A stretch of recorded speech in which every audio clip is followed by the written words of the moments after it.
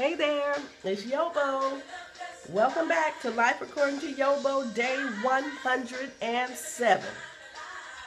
Come on, put your hands up in the air if you like living your life. Ooh, I was driving down the street today. I said, Lord, I love my life so much. I love my life so much that sometimes I feel guilty because I love my life so much. That's how much I love it. I like living my life. Is everything in my life fine? Nope. Ain't fine at all. Got $20 in my checking account and spent too much money at the store today. So now I got to take the $20 from my account, transfer it into the bill account, and I still like living this kind of life. All right, y'all. My books, YoBoProductions.com. 4 books. Go there, find them. Catch these videos on YouTube, Facebook, Twitter. Let's get into this message. Apostle Ryan Carpenter. I hope yesterday you spent time trying to figure out how you can align your life, your natural life, to the vision. And if you don't know how to do it, then send me an email. Like I told you, the lady contacted me, and she said, this is what I see myself doing, but they said I need $1,000. Child, you don't need $1,000. You need to listen to Life According to YoBo.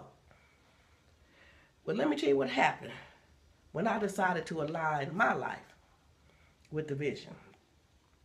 Y'all know what happened. Anytime you make up your mind that you're going to do right, you're going to live right, you're going to be right, there's always an opportunity arising to cuss somebody out real good. I wrote this back in 2005. Now I'm trying to figure out who was it that I just wanted to cuss out at the time. What good does it do you to act a fool? Because 8 years later, no, this is 10 years later. 10 years later, I don't even know who it was. I don't even know who it was. Well, as I wrote in here, I ain't gonna lie, I could not resist picking up the telephone. Somewhere along the way, though, my focus switched back to the vision. And I found myself praying for this individual. Remember what I said? What did I say? I'm gonna go back. I spent the whole day yesterday just on this one sentence. As your vision for your life becomes clear, you have to align your natural life up with the vision. I picked up the phone to cuss somebody out. All of a sudden, psh, vision. That's what I focused on, the vision. In the vision, was I cussing somebody out? I was encouraging somebody. Now I have to make a choice. I'm either going to tell this person off real good, or I'm going to do what I saw myself doing in the vision. What did I do? I prayed for them. Why did I pray for them? Because if you want the thing God showed you as much as you claim to want it, then you must act that way. And for me, acting right is always easier said than done. Why did I act right at the time? Because I wanted what I saw. And here I am a full 10 years later. Still don't have what I saw. But guess what? I'm becoming the person I saw. That's what it's all about. My next favorite quote from Apostle, from the preacher. The preacher man said, if I could roll a joint with one hand tied behind my back before I got saved, then I can roll a joint with one hand tied behind my back after I got saved. Well, folks, to be perfectly honest, I couldn't roll a joint if my life depended on it. Y'all saying, YoBo, you lying. You ain't never smoked no joint. I promise you. If I'm going to spend my money on something, I'm spending my money on food. Y'all go ahead. I ain't fooling with no crack, no weed, nothing else. Not even clothes. Not even makeup. I'm spending my money on food. Food is my drug of choice. I ain't spending all my money on the hotel, motel, Holiday Inn. No, baby.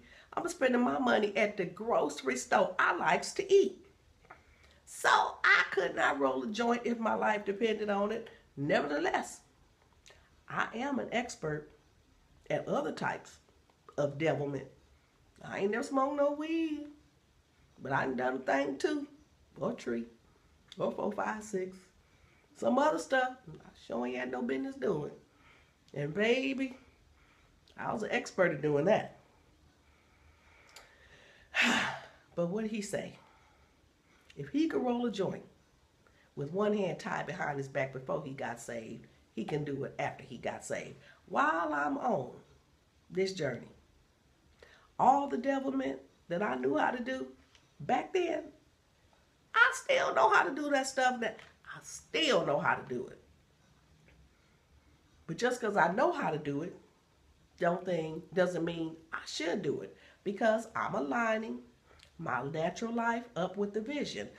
Sometimes we think that because we're on the journey and because we're doing all the quote-unquote right things, that we won't be in a position or a situation where we will be tempted to do something that we really had no business doing. Just because you get saved, just because you on the journey, your flesh don't get saved. You know, in another book, I tell about me sitting in church, and the pastor said, everybody stand up. I wasn't thinking about the man 2 rows in front of me. When that joker stood up and I saw the thighs, ooh, when I saw the thigh, ooh, from the back, the big juicy thighs looked like tree trunks. Ooh, we in church.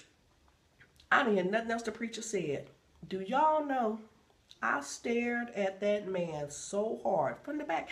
I don't even know what the man's face looked like. He might have looked like a gorilla. But from the back, that brother had a body on him. Saved and sanctified as I am, my eyes ain't saved. My imagination is not saved. I stared at that brother in church with my Bible in my hand when the preacher said stand up. I don't know what the preacher man said. Next thing I knew, the man was getting out the shower with a towel wrapped around him, and I'm still standing up in church. Y'all know I done took the man home and undressed the man, had the man in the shop, saved, sanctified, and Holy Ghost filled as I am. Told you, if I could roll a joint with one hand tied behind my back before I got saved, that's the preacher telling on himself, then I could roll a joint with one hand tied behind my back after I got saved. If I could take somebody home before I got saved, I could take them home after I got saved. Because that's my mama say, Lucy Jane ain't saved. My spirit is saved. Lucy Jane ain't. My imagination ain't saved. And while I was in church, I realized the man that stepped out the shower, I don't even know how I got from the church pew to the man getting out the shower. This time I was getting ready to see him from the front. I said, the devil is a lie. Girl, you better get yourself, come step out of it. Ooh, had to pull myself back in. But sometimes I wonder what that brother looked like when he took that towel off. But don't even think, because he said you got to align your natural life up with the vision. This natural life will get you in all kind of mess. Uh-oh, 10% remaining on my computer. I better hurry up. Okay. Just because we know how to do certain things don't mean we should do them. And in my case, the process was the purpose. I told you that before. That's the whole purpose. You going through the process because you have to transform. What did I need to do? I needed to learn how to exercise self-control and make wise decisions. By the way, after church, I was visiting my friend's church. I said, girl, who was the brother in the gray suit? She said, that's the pastor's armor bearer.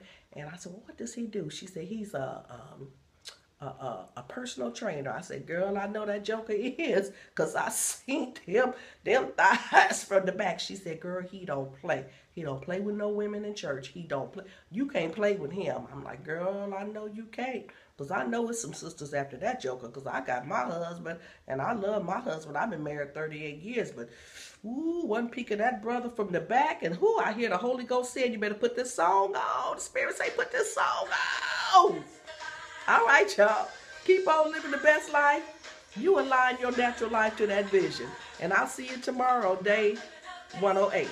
Bye-bye.